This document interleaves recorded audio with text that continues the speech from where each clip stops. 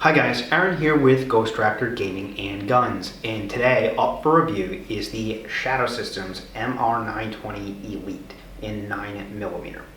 Now, if you're new to the channel, first thing is first, let's make sure the pistol is unloaded and there's no ammunition present, so we are safe. Second thing second, what is my relationship with Shadow Systems? I have no relationship with Shadow Systems. They didn't send me this pistol. In fact, I didn't even buy this pistol.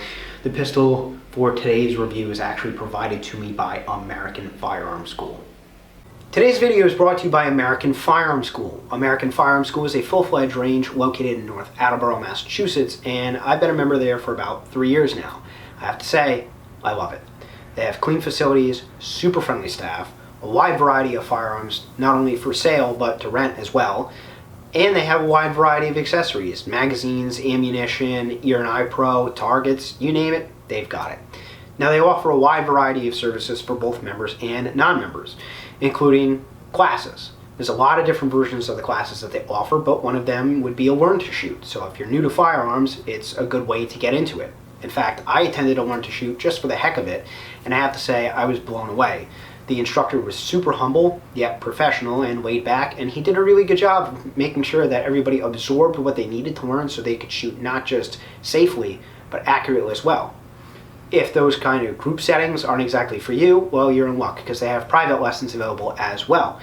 So you can go to your learn to shoot, you can go to your CCW course to learn how to defend yourself with a firearm, or you can even get qualified in multiple states to carry a concealed weapon on your person, which is always advantageous.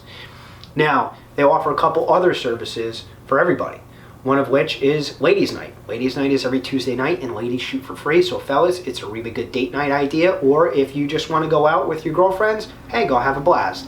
One of the coolest things that they offer is machine gun rentals. I mean, how awesome is that? Who doesn't want to shoot a full auto weapon? I know I do. Now they also offer memberships. Memberships start at $275 a year for civilians or $225 a year for military and law enforcement. Now I am a member there, and I have to say, if you shoot as frequently as I do, a membership is a really good idea. It saves you a ton of money, and of course they provided the firearm in today's video to me free of charge, so I really have to thank them a lot. And if you want to support both me and them, head on down to American Firearms School and let them know that Aaron sent you. Thank you to American Firearms School once again for providing the pistol in today's review. I really appreciate them sponsoring the channel. So if you're new to the channel, the way I like to review guns here is front to back, top to bottom, talking about the features and caveats of those features as I go. So first thing I'm going to give to you is the specs. This pistol is a 9mm pistol with 15 round capacity, fed from Glock magazines. It's 21 ounces in weight. It's 7 inches in overall length, 4 3/4 inches in overall height, and has a 4-inch barrel. Now, I'm going to go through the pistol front to back, top to bottom, as previously stated, starting with the sights. Now, these sights in particular on this pistol are from Night Vision. They're the stealth sights.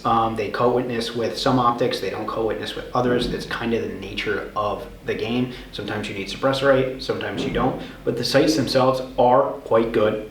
You have a front tritium sight with a yellow ring and a green insert, and then the rear sight is a blacked out serrated rear sight that you should be able to see right here. Generally, I am a fan of a 3-dot night sight variety, but that's what this comes with, so that's what you get. Now, the really cool thing about the Shadow Systems is its proprietary optic mounting system. Typically on most pistols, what you'll see is a plate system, and you'll have a few different varieties of optics that you can mount. The problem with plate systems is they increase the height over bore when it comes to your optic, and a direct mill is a much better option because the optic sits much lower. Well, what Shadow Systems did was they kind of went with a direct milling option, but they also actually set it up to not only fit a much wider variety of optics than a lot of their competitors, but they included these plastic shims that you can see right here at the top of the slide, and that's so you can fill the gap between your optic and the rest of the cut. The reason why that's really cool is, sure, you can always direct mount your optics directly to a slide if you want, but if there's gaps in the cut between the front or back of the optic and that cut, what's going to happen is you're going to end up with the slide reciprocating, putting a lot of torque and pressure on your screws, and you can shear the screws or strip the threads on those guys. So as some manufacturers say you can get away with doing that, I wouldn't necessarily recommend it, and this solves that problem. Again, it gets the optic really low onto the slide so you can coat witness with your irons, no problem, and then it fills that gap so you don't have that problem with the screws. It's really intuitive, and they actually sell these shims on their website. They're actually quite cheap. They're about $5-6 a piece. So if you have a different model of Glock clone or just a different pistol in general and you want to mount your optic directly to your slide and then fill that gap, they sell those and you can get them. You can always sand them down to fit your particular pistol. So it's a really cool thing that they offer on their website, not just doing this and having this very much proprietary and patented optic cut, but the fact that they sell those shims so you can use them on other pistols and do the same thing is really cool though. The pistol has a twisted fluted barrel with a matched crown, as you can see right here, and it's actually pretty good. And then you have your nice twisted fluting right here, and that's to reduce heat very rapidly and to help any buildup kind of fill in those grooves rather than choking up your gun. Moving back from there, we have some slide serrations at the top right here, and this is on the Elite models. It comes with this one. In the Foundation series it won't, but you have those serrations right here to give you a little more texture if you need to do a press check or anything like that. Moving back again, or I should say moving down, now that we've covered the top, you have your front slide serrations. The rear slide serrations also match in their shape and their depth, but the front slide serrations on this particular pistol also have this nice deep groove right here, this nice kind of ledge that you can really get a good hold of. And it definitely helps, especially when you're mounting an optic, because depending upon the optic, it might interfere with your rear slide serrations. So when you're chambering that first round, doing your press checks or clearing a malfunction, your optic can sometimes get in the way. Now, obviously, there are plenty of people out there and plenty of optics that are durable enough to do it, and they'll rack it directly on the optic. That's always an option, but the fact that you can get a really aggressive grip on your front slide serrations to clear that malfunction definitely helps quite a bit. Moving back from there, you have some lightning cuts that you can see right here. They're drilled all the way, or I should say milled all the way through to the inside of the slide, and again, that's just to help dirt and debris come out during adverse conditions, and it works really well. And then there's some additional lightning cuts on both sides of the pistol that you can see right here. Again, rear slide serrations are the same as the front, except they don't have that hard ledge, but they work just fine. I had no issues actually racking the slide on this pistol whatsoever. It works quite well. The frame itself is, of course, polymer. You do have a single slot pick rail adapter right here on the front that you can see right here, and that's for lights, lasers, or any other accessories that can utilize that Picatinny accessory rail. I don't think you're ever going to have any issues with it. It's a pretty standard feature on most pistols these days. Moving back from there, you have this nice kind of recoil compensation cut, or I should say speed wedge right here. You have stippling on the actual area itself plus that ledge right there, and it's a really nice combination.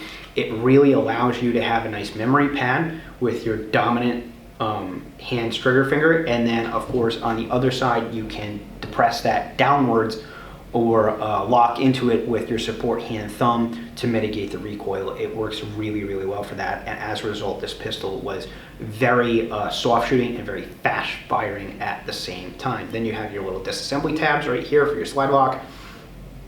Moving back from there, you do have your slide release. Your slide release is definitely an improvement over the standard Glock variety, as it is slightly extended, and rather than one piece rounded over, they actually have removed part of that slide lock here, so you get a nice hard ledge, and it is serrated, as you can see right there, and it works really, really well. I have no complaints about it. I can actually reach it without breaking my grip, and I have right at the top end of small hands, right at the bottom end of medium, like a medium style of size hand. So right here, you can see I have no problems reaching it, and it works really well. Moving back from there, you do have an extended beaver tail that you can see right here, and it is quite nice, especially if you have big old bear paws for hands, because it's going to prevent that slide bite that people with larger hands end up having problems with. So I'm a big fan of that as well, and it allows you to get your hand really high up, a nice high grip on this pistol, and the higher your grip is, the less recoil you're going to have. So I'm a big fan of that increased size of beaver tail on this pistol. So moving down from there, let's talk about our trigger guard. Our trigger guard isn't perfectly squared off. It is slightly tapered, but it does have the same stippling that you see right here and that you see on the grip all the way around. So, and I'll try and get you close up right here of that. So it's really good if you're not running a weapon light and you're one of those people who likes to hook their support hand trigger finger around that trigger guard to help mitigate that recoil. Again, it's slightly tapered, so it's a little easier to reach, and it has that stippling to give you a little bit of texturing to help mitigate that recoil. So it is quite nice. It is slightly elongated versus your basic Glock trigger guard, which is nice. So if you have bigger fingers or you have gloved hands, you're going to be able to get them in there no problem. You have a decent double undercut on the trigger guard itself, as you can see right here. So your support hand has something to grab onto, and then it has this really nice undercut for your dominant hand. It allows that middle finger right there to get really high up on the pistol and get a good grip. So I'm a big fan of that. If we move back from there, you do have your magazine release. It is of course reversible. It protrudes slightly from the frame, so you know right where it is. It does have some vertical lines in it, some nice texturing, and it is slightly elongated, so depressing the magazine release isn't difficult, even for me with my smaller hands. Mags drop free, it worked really well. The grip itself has some nice stippling all the way around, and it does have removable back straps that you can change out if you need to, but you can see it has some really nice texturing on the front strap right here, as well on the sides for both grip panels, and then of course on the back strap right there. So the overall grip angle and texturing as well as size is really nice. I found the texturing to be perfect for me. It's not too soft and smooth, and it's not so aggressive that it really tears your hands up when you're shooting the pistol. It works really well. I am a big fan. Moving down from there, you will note that this has a polymer magazine well put onto the pistol, and it is a nice touch because not only is it flared all the way around to help speed up your reloads, but it is actually extended and widens your grip at the bottom, so your hand and your pinky finger can really bite into that, and again help with that recoil, help to mitigate that and keep the pistol down and on target for those quick follow-up shots. It also obviously significantly increases your reload speed. The combination of the oversized magazine release, a nice slide lock, and that flared mag well meant that my reloads with this pistol were very, very quick, and I am a huge fan of that. It's one of the reasons why I like that on a 1911, even though I'm not a huge fan of 1911s, and one of the reasons why I really like it on my Canik Mete SF. It just speeds your reloads up so much. And it might not look like a lot on film if you watch people reload without a magazine well and then reload with a magazine well, but when you do it yourself, there's a noticeable increase in speed. And that's going to definitely matter in a firefight. So I am a big fan of that, a really nice feature to have. Now, the magazines that this pistol takes are any Glock variety magazines in 9mm. We'll get into that in a little bit, but the pistol does come with the Amend 2 Glock 19 magazines, and it caused some issues, and we'll talk about that in just a little while. But again, standard capacity is 15, but obviously with your magazine well, you could put in any extended mag that you want. So now the feature everybody always wants to hear about is the trigger, but before we talk about that, guys, I have a Patreon, I have a Buy Me a Coffee, the link is in the description. I really am grateful for the support that I get through that. It helps with a lot of little things gas range dues, ammunition, targets, staples, all the little things that go into this channel. It helps a lot with that. So if you support the channel through those, I really appreciate it. And if you haven't already, go ahead, click on those links and support the channel, because it really helps me out and it goes a long way. All the money that I get from that goes right back into the channel, not into my pocket. So thank you very much for your support.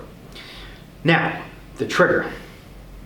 The trigger itself has this slightly enhanced inertial trigger safety that you see on a lot of modern pistols like Glocks, M&Ps, XDs, etc., and you can see it right here. It's slightly enlarged and it's slightly widened on the Shadow Systems, which is a nice touch because some people have a hard time, for whatever reason, engaging those trigger safeties on things like Glocks, especially if they're super thin. The fact that this is wider allows you to engage that a little bit better, so you can actually get this pistol to go off when you need it to. Now, the trigger itself has just a little bit of take up. It's got about 3 millimeters of take up, and then you hit a wall, then you have a nice crisp break at 4.5 pounds. So it is definitely, as far as trigger pull weight, an increase over a standard Glock 19, which is going to break at about 5.5 pounds. So being 4.5 pounds means it's a pretty good trigger pull. And then your reset is right here. If you're into that kind of thing, it's short, it's crisp, it's tactile, and it's audible. So it's not bad at all. The Shadow Systems MR920 comes with a pretty nice trigger.